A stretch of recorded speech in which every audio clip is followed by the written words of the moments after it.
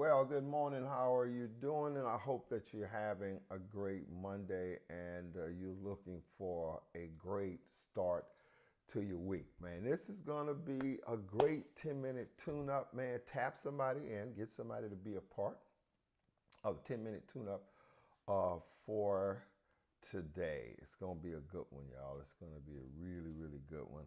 And I'm looking forward to it. Not sure why my stream is not connecting and not working for the Temple of Praise Facebook page, but that's okay. That's okay. We're gonna get in. We're gonna get involved and get into it.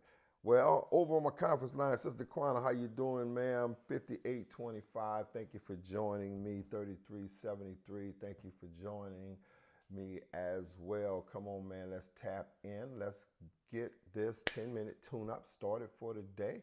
And all of those of you on Facebook and on YouTube, I pray that you had a great 4th of July holiday celebration, man. I hope that everything worked out well for you. You tried to stay as hydrated as you possibly can. I hope that you did that. So I'm going to get my time set up so we can get going and get this 10-minute tune-up on the way. So let's get it started. So here's what I want to talk to you about today. I want to talk to you about what the Apostle Paul alluded to, or he taught in 1 Corinthians, the first chapter. I mean, 1 Corinthians, the 9th chapter, rather. 1 Corinthians 9th chapter, man. The Apostle Paul, he did an amazing analogy of how life is, right? And how we should expect to live life. And he used the analogy of an individual or individuals running a race. And in 1 Corinthians, the 9th chapter and the 24th verse, he says, and I'm reading out of the Amplified version, it says, "Don't you know that in a race all runners run their very best to win, but only one receives the prize. So run your race in such a way that you may seize the prize and make it yours." And he was really talking about life. Here, let me give you a story. The story is told about this amazing track team, and they were super fast. Every last person on the team was super fast. Now, their specialty was actually the relay race, and it was always assumed that whenever they was in the race or racing anyone, that they was gonna win. That's just how good they was. They were super fast. Every last one of those runners was super fast. They went into a competition, and I think that they began to become cocky. And the story goes that, man, they started the race off really, really well. First leg of the race, they was running. That first runner got to the mark. He passed off the baton. That second runner took out, man, running his race, and he was flat out running. Got to the mark, got ready to hand the baton to the third runner. That runner was so prepared and ready, got the baton, started to run. Got to the final leg of the race, and just before that third runner got to the place where the handoff was supposed to take place, he dropped the baton. He dropped the baton. And after he dropped the baton, he scrambled to try and get the baton. But by that time, those other teams, those other runners had to pass him up. And they was headed to hand off their baton. They handed off their baton, and they was running. And that last leg of the race, those runners was running to get to the finish line. Lo and behold, that team that everybody talked about and raved about lost that race. They had the potential to win. They were a shoo-in to win because everybody talked about them being the winners of the race because they were so phenomenally fast, and They were specialties in the relay race, but not that day. They they didn't they did not win the race. And their coach at the end of the day gave them an analogy of what ended up happening and the reason why they lost. And I want to share that with you today. Number one, you got to run your race. You can't be concerned about nobody else, who you running against or running in life. Your race that you're running, you got to be concerned about you. How you going to run the race? You know, you got to put your all into the race. You got to run your part, man. You can't be worried about everybody else. You can't be worried about what they doing, how they training even. You got to run your race. You got to run your race.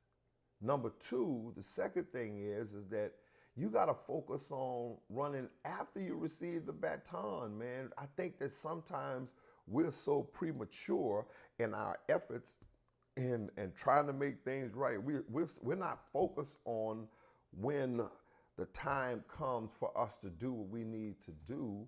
We're just worried about what happens after or what's going on before, rather than focusing on running after my turn comes up. I got to be focused on making sure I do the best that I can do. That's what the Apostle Paul says. He says, man, you got to focus on your race. You got to focus on your own race. And listen, y'all, we can't be focused on nobody else's races. We can't be focusing on nobody else's life and what they doing, what they not doing. When it comes time for us to run and what we gonna do in the race, we gotta focus on ourselves, man. We got enough to do in ourselves. We got enough to prepare for in our own race, man. I don't have time to be trying to calculate whether or not somebody else is gonna win. I don't have time to determine how fast a person starts out or how slow a person is starting out their race. I can't do that. I gotta focus on me running after I've received the baton. And then finally, the final thing, which is so important and what cost that team that race, don't you drop the baton. You gotta hold on to the baton. And so many times we end up dropping things in life that's critical for us to win, man. We're just so assumptive. We assume that we got this, ain't nothing gonna stop us, but we're not focused on holding on to our part and doing our part. And that runner in that race dropped the baton. And here is the problem. When he dropped the baton, he inevitably caused problems for the next person to hand off to. This life that we are living, man, we got to hand this life off to somebody.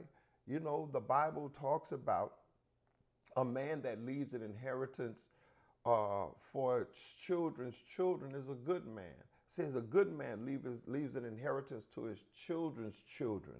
My question to you, are you running your life race looking to hand off the baton? Or are you just concerned about you running today? You're not even worried about the next leg. You're not worried about the next people in your life, your legacy, the people that you're leaving behind. Are you positioning yourself to leave something and to hand that baton off correctly and to give them a heads up or give them a good start to make sure that their leg of the race that they got to run will be one that can possibly be won? Yeah. Can they win it? Are you handing off and positioning yourself in a way to hand off that baton correctly? Yeah, man, don't drop the baton. Don't drop the baton. And listen, I don't care how old you are. I don't care how old you are. You still can position yourself to run this race to win it.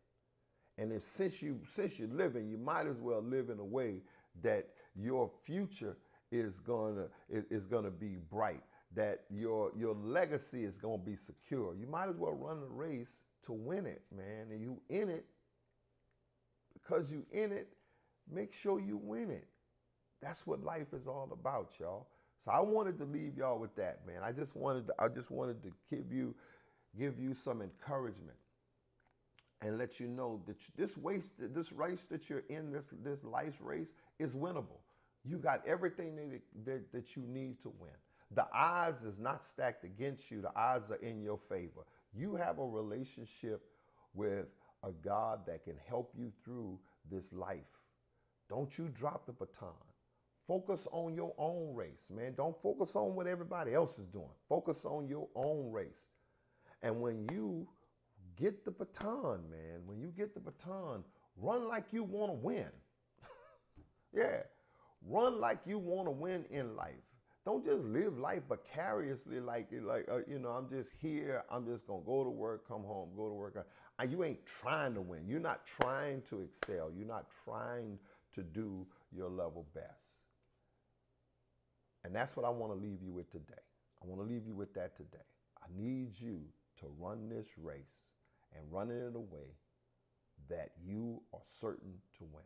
I'll leave you with the words of Apostle Paul in 1 Corinthians 9:24. He says, don't you know that in a race, all runners, they run their very best to win, but only one receives the prize. So run your race in such a way that you may seize the prize and make it your own. Run your race, man. And if you run your race the best that you can run it, you're going to win. You have everything that you need to win in life. Everything. If you have a relationship with God, you got everything that you need. Bishop Claiborne Jones had this saying. Here's what his saying was. He says, God and one is the majority. When you got God on your side, you got everybody you need. You got everything you need. God and one is the majority. Come on, y'all. Let's go out and win this race of life. Let's go win this race. All right. I love y'all. I'll talk to y'all a little bit later. Have a great rest of your week. And don't forget, man, God has created you to be more than a conqueror. You're going to win in life. God bless you.